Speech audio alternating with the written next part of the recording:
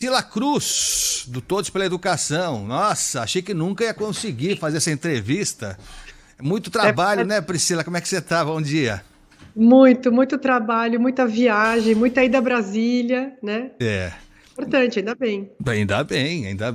Ou a gente tá reclamando, não tá reclamando, né? Mas enche um pouco a paciência, muita reunião também, né? Enche a paciência, porque o que tem de reunião que não dá em nada, também tem isso.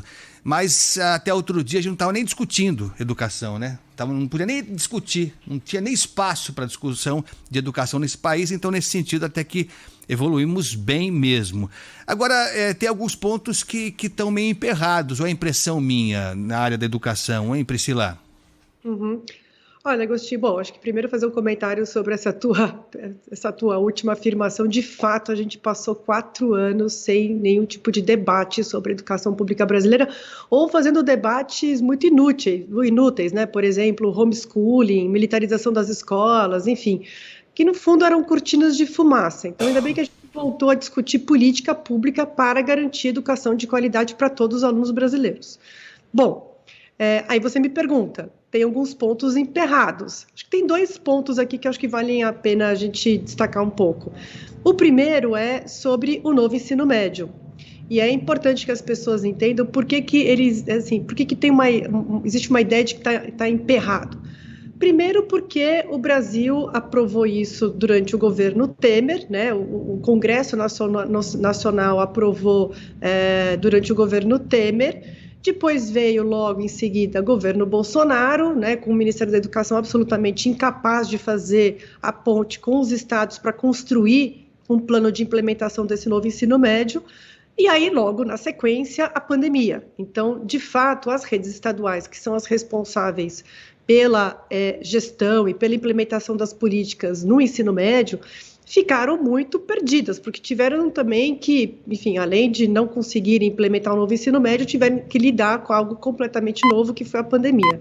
Bom, aí a gente entra nessa nova fase, que é a do novo governo federal e também dos novos governos estaduais, e eles se deparam com um cronograma que já vinha andando do novo ensino médio.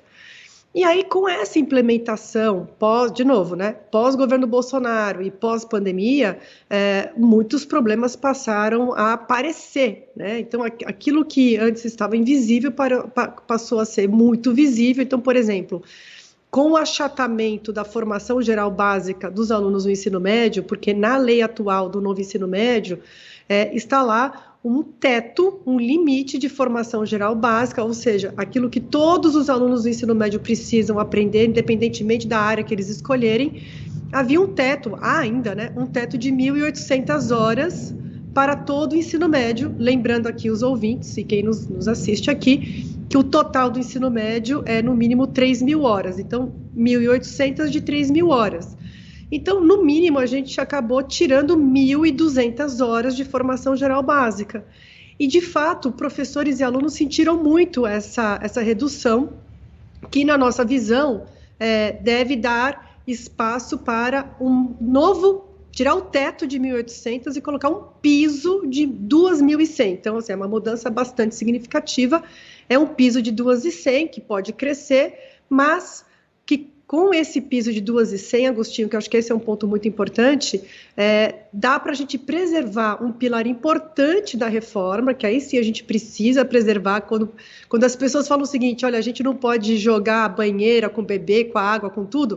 O que é esse bebê que a gente quer preservar, que a gente não quer jogar? Um ponto é a ampliação da carga horária. Então, fazer progressivamente o ensino médio se tornar em tempo integral.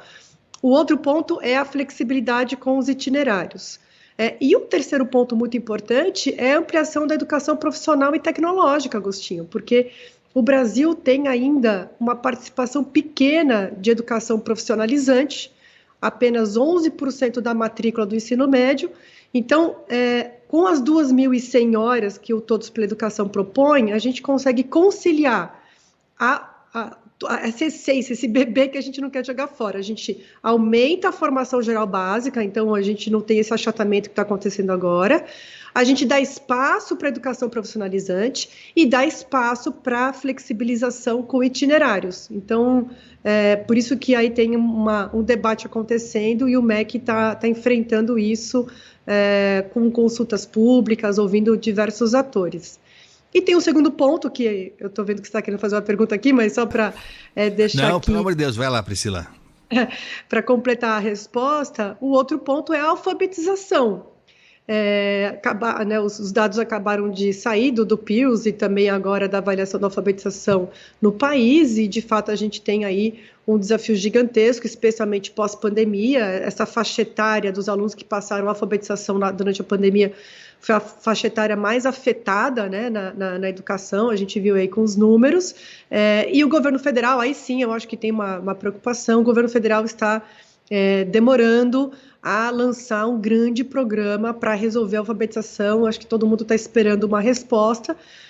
E por que a gente espera tanto do MEC? Porque a gente tem no Ministério da Educação os dois principais cargos, né, as duas principais posições de liderança do Ministério da Educação são dois ex-governadores do Ceará, que é o estado que tem o melhor case de alfabetização do Brasil. Então a gente espera muito e a gente espera que eles lancem logo esse programa para alfabetização. É isso. Então, começando de trás para frente, tá prometido, né? Parece que vai ser lançado. Eu não sei se tem data já, mas o governo federal tá ameaçando, né? Tá sinalizando que vai ter um programa aí para atacar a alfabetização. Só lembrando que nos outros governos Lula, ele foi criticado por ter se empenhado muito no incentivo à universidade, né? Ao ensino superior, né? Foi mesmo uma bandeira do presidente Lula, né? E nada errado, mas talvez tenha sido menos efetivo, menos eficiente no ensino inicial, na alfabetização, né? Que informação que você tem, Priscila? Tá para sair alguma coisa nessa área da alfabetização? Sim. Eles estão preparando lá no Ministério da Educação, conversaram com várias entidades, inclusive o próprio Todos pela Educação, e o que eles estão construindo é algo bastante robusto, né? O que explica um pouco, em parte, a demora. Quer dizer, a demora em lançar algo realmente vigoroso para combater o analfabetismo entre as crianças é por conta de um Ministério da Educação que, quando esse grupo chegou lá no MEC, ele estava absolutamente desorganizado, com muitas políticas paradas no meio, muita coisa com uma falta de gestão absurda, então realmente um desmonte que exige um tempo adicional para poder organizar a casa. Então teve aí uma parte desse atraso devido à desorganização do próprio Ministério da Educação depois de 4 anos sem gestão efetiva da educação no nível federal.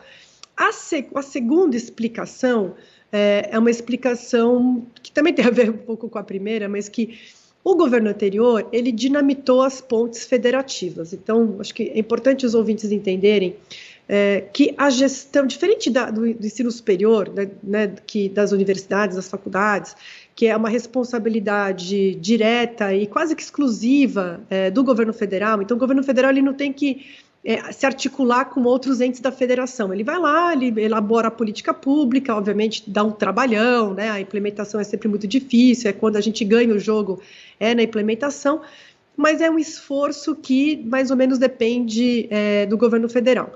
No campo da educação básica, o governo federal precisa, né, isso ali é uma exigência normativa em lei, precisa ter uma articulação forte com estados e municípios. Estados quando o assunto for ensino médio e fundamental 2, e com os municípios quando for ensino fundamental e educação infantil.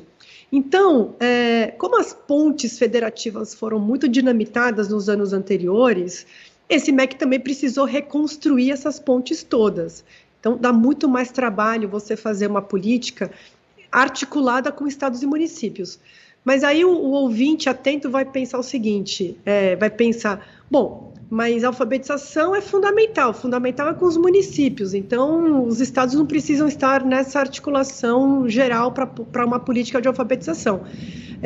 Na verdade, o Ministério da Educação está seguindo o caminho correto, que é fazer uma articulação também via estados, porque tem algo que a gente precisaria construir de forma mais robusta no país, que é uma governança unindo União, estados e municípios. E os estados precisam, sim, entrar nessa briga, entre aspas, né, pela alfabetização. A alfabetização, por mais que esteja ali mais circunscrita na responsabilidade, né, entre as atribuições dos municípios, sem o apoio dos estados, que é o que a gente chama de regime de colaboração, Estado com municípios, o que a gente pode ter é uma situação de muita desigualdade entre os municípios brasileiros. Então, se a gente quer ter políticas que promovam equidade e que elevem o patamar geral da alfabetização no Brasil, é muito importante que os estados também sejam envolvidos. E esse é o cerne da nova política de alfabetização que o Ministério da Educação vai lançar muito em breve.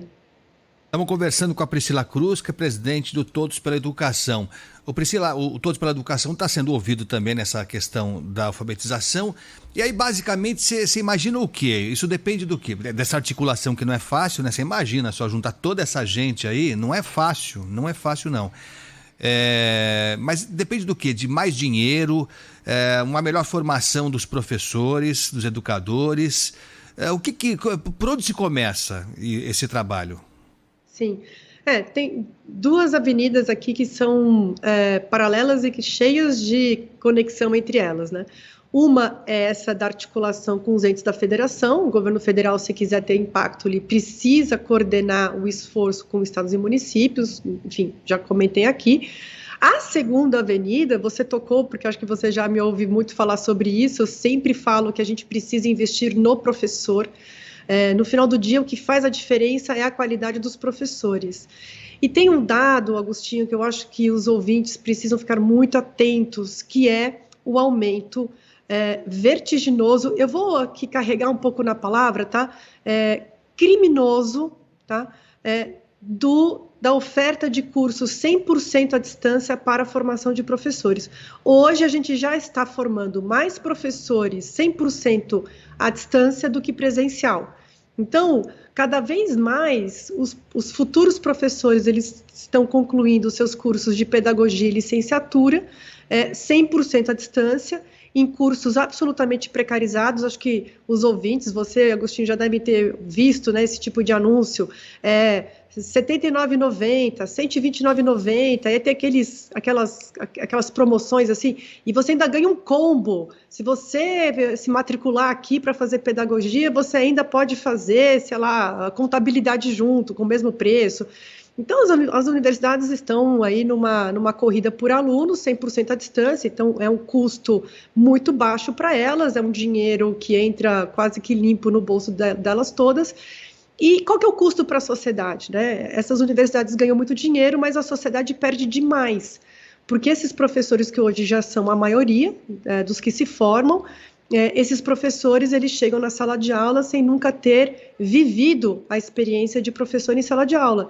Tem algo que é muito importante e que a gente entende melhor na medicina, né, que é a residência, quer dizer, como que você pode formar um médico sem residência, sem um médico viver ali o dia a dia do hospital, atender e ter um professor orientando ele nessa prática. A mesma coisa, professores, você tem que ter residência pedagógica, é importante ter o estágio durante a faculdade, esse aluno voltar para a faculdade e poder trocar com seus colegas e professores aquilo que viu, aquilo que aprendeu.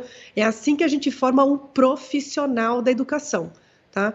Então, acho que tem aqui algo que é muito grave que acontece no nosso país, e nisso, Agostinho, eu quero fazer aqui um apelo para o governo federal, que eu sei que tem muita gente que ouve o programa de vocês. Isso está na mão do governo federal acabar com essa farra do EAD. Isso é regulação, isso é uma avaliação rigorosa, não pode deixar que professores sejam formados dessa forma, né? A gente tem que ter um mínimo de responsabilidade em relação àquela que é a principal profissão do nosso país, que é o professor. Não, essa é uma das sequelas, né, da pandemia. Essa é uma sequela da pandemia, né? O que naquele momento, né, Priscila, foi a salvação da lavoura, foi mesmo, né? O ensino à distância foi, né? Mas aí agora todo mundo fez a conta na ponta do lápis, é uma moleza. Você não gasta nada, não gasta luz elétrica na faculdade, não gasta água no banheiro. E olha, e você falou de educação, e estamos falando de educação, né? Formação de professor, você imagina só se tem condição de você formar um professor com ensino à distância. Mas em outras carreiras também tá essa praga também, viu? E faculdade boa, tem faculdade com nome, que ainda tem nome, vai perder, né? Vai perder esse nome já, vai perder. Tá chancelando profissionais que eu não sei que nível tem. Mas essa é uma sequela terrível da pandemia, né, Priscila? E tem um adicional. Na verdade, Agostinho, a oferta de EAD, de ensino à distância, na formação de professores já vinha crescendo antes da pandemia, tá? A pandemia, obviamente, acelerou, mas isso já acontecia de forma crescente antes da pandemia, tá? Sobre esse ponto que você coloca, tem um adicional, Agostinho, que é o seguinte: os bons cursos presenciais e que atendem uma população mais de baixa renda, né, mas que tem um valor ali que é superior ao 100% EAD, mas são cursos de qualidade e que atendem os alunos de forma geral, estão fechando, porque eles não conseguem concorrer com esse EAD, que é um EAD, de novo, criminoso, porque ele não está formando, é um pacto de mediocridade enorme, né? O aluno não tá se formando, depois ele vai ser professor, não vai conseguir ensinar os seus alunos vão aprender cada vez menos, então é um ciclo vicioso que a gente precisa sair urgentemente. A boa notícia é que tem saída, as saídas técnicas estão aí, desenhadas, formuladas.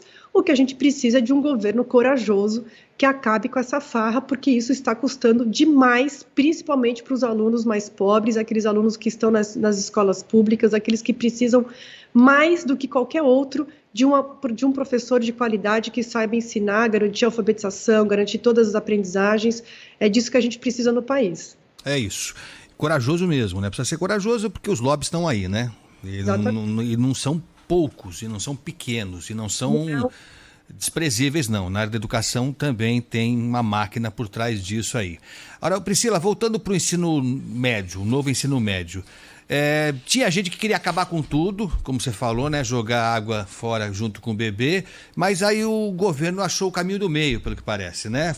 Deu uma empurradinha básica com a barriga, e a gente está vivendo uma fase que eu não sei como é que está agora. Por exemplo, o Enem, né? Aliás, as inscrições do Enem começam hoje, dia 5, vão até dia 16 de junho. Então, abertas a partir de hoje as inscrições para o Enem. O Enem ia mudar, acabou não mudando, né? Porque o ensino médio ficou mal parado. Como é que está a situação nesse momento agora? Tem escola fazendo de um jeito, tem escola fazendo de outro? Como é que está, Priscila? Sim. Na verdade, o Enem não ia mudar nesse ano, ele ia começar a ter mudanças a partir de 2024, tá? Essa mudança em 2024, de fato, está em suspenso, porque pode ser que esse prazo, e o próprio Todos pela Educação defende que esse prazo se estenda. Por quê? Porque esse novo ensino médio, conforme ele foi aprovado durante o governo Temer, ele precisa passar por alterações. E depois as escolas e as redes de ensino precisam se adaptar a uma nova mudança.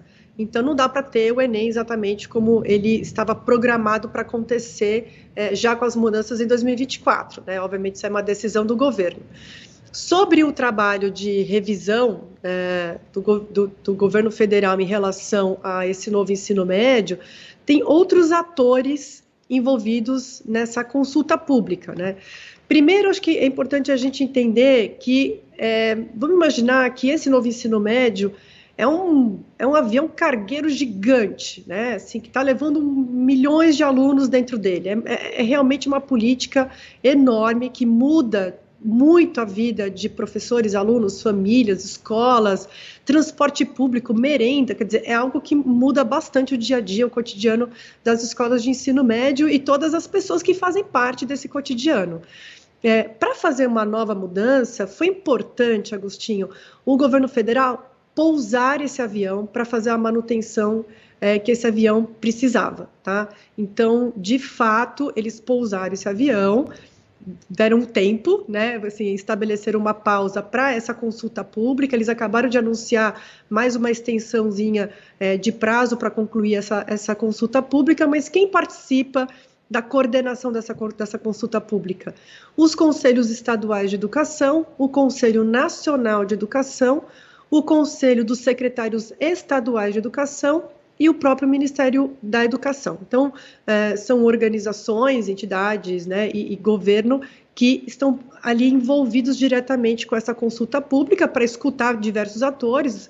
O Todos pela Educação participou ativamente dessa consulta pública, não só essa promovida pelo governo federal, mas também no Congresso Nacional, porque o Congresso também está com algumas iniciativas de projetos de lei para alteração do novo ensino médio. Então, o que está acontecendo agora é esse momento que está todo mundo agora ouvindo e decantando essas novas ideias para formular o novo ensino médio, né? E aí eu faço até um convite aqui para os ouvintes da Rádio Bandeirantes para entrarem no site do Todos pela Educação e conhecerem a nossa nota técnica e as propostas do Todos pela Educação para resolver os erros daquilo que foi proposto, sem abandonar aquilo que é muito importante que seja preservado, que é a expansão da carga horária, a possibilidade de educação profissionalizante integrada no ensino médio, né, com muito mais força, e a possibilidade de itinerários com fortalecimento da formação geral básica. Então, acho que a gente conseguiu chegar numa proposta que você chamou de caminho do meio, né, Agostinho?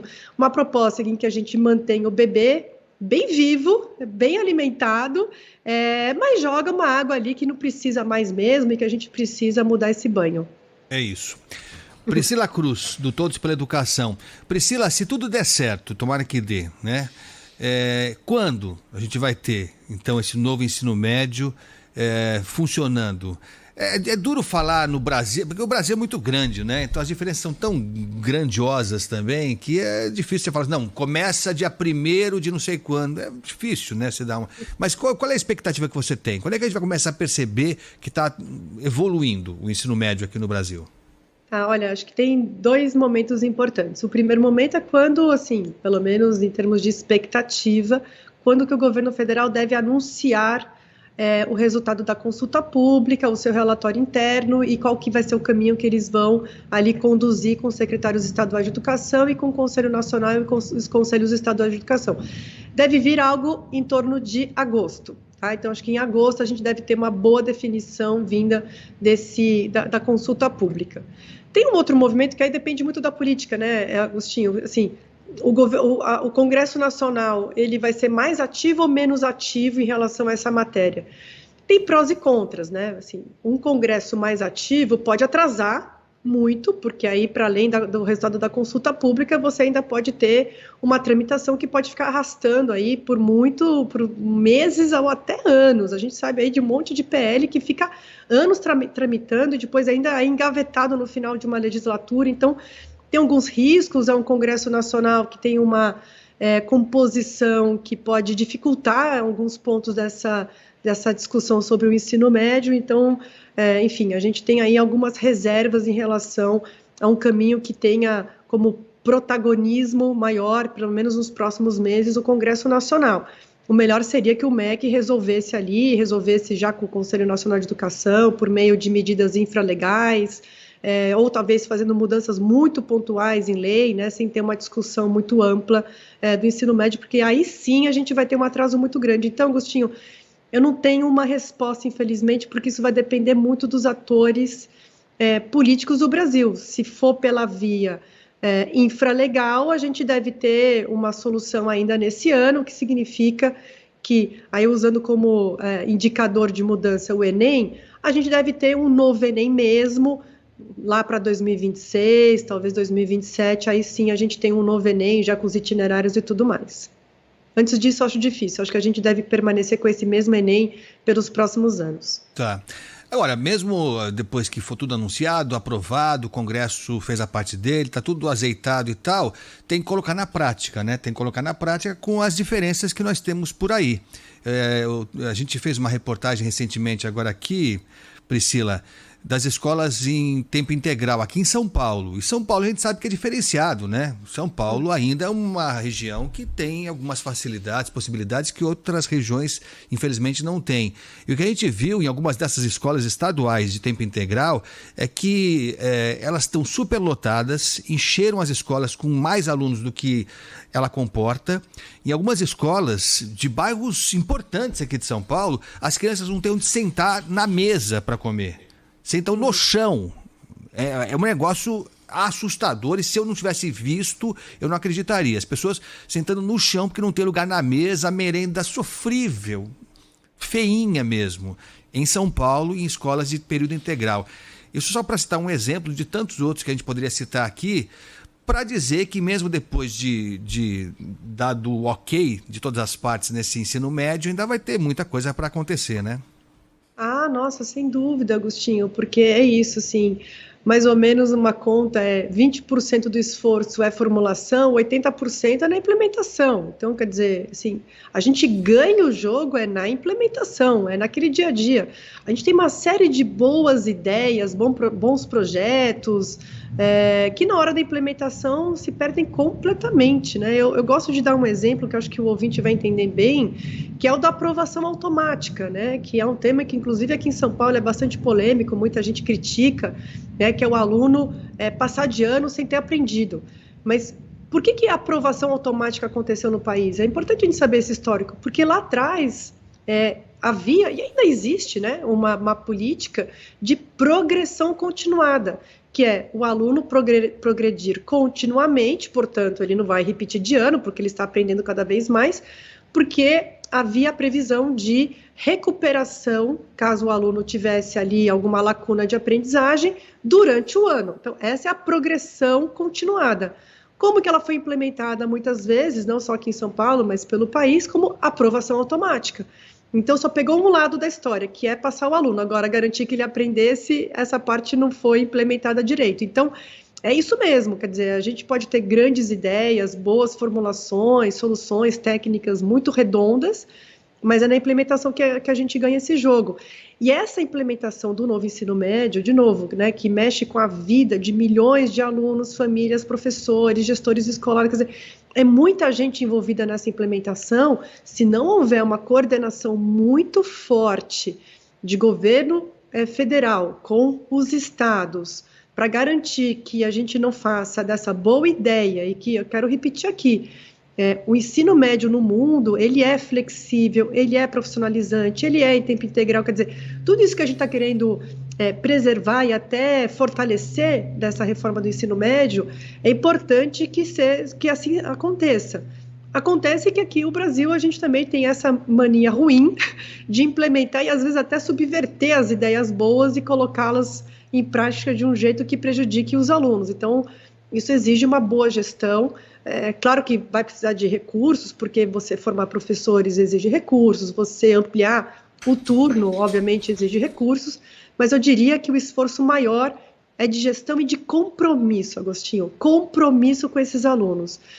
Como a elite brasileira e a classe política não tem os seus filhos na escola pública, a impressão que eu tenho é essa, assim, ao longo desses anos todos militando na educação pública, é que o compromisso é muito pequeno, é muito baixo, né? Quer dizer, as pessoas não sentem que elas perdem tanto em fazer uma gestão mediana ou uma gestão ruim.